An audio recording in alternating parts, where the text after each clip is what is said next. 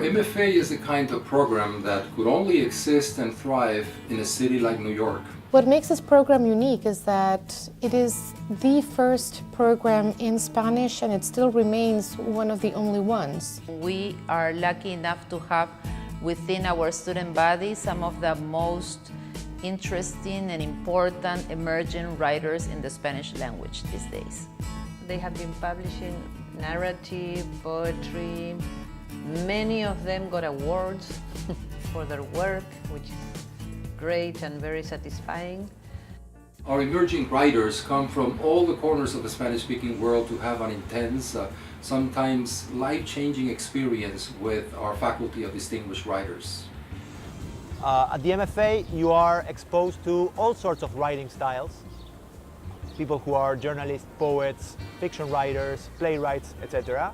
I think something that you learn here, how to separate yourself from the work that you're doing.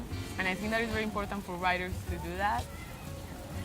And I also think that it is a privilege to have so many people around you that are doing the same thing. It makes you also try to understand the other's project and try to help them the way they need to be helped.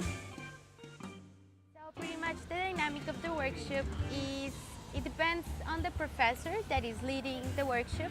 It's tough, it's very, very tough to receive critics, especially because you work a lot. It's pretty much a part of yourself, it's a part of your body, and you see how your works gets distracted.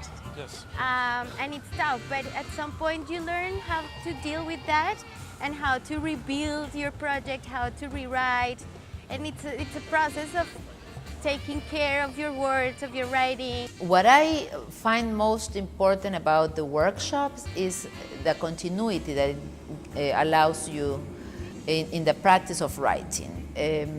I think it helps you focus on a project.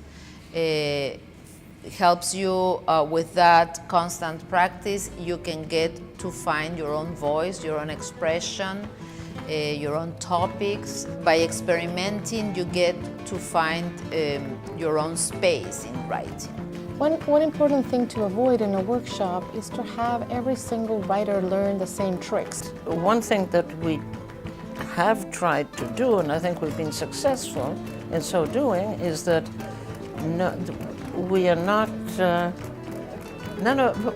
dictators. We do not impose one approach to writing or one approach to literature. Even if what you read is not what you yourself would write, you learn to read and appreciate the writing of the others, and that's dialogue.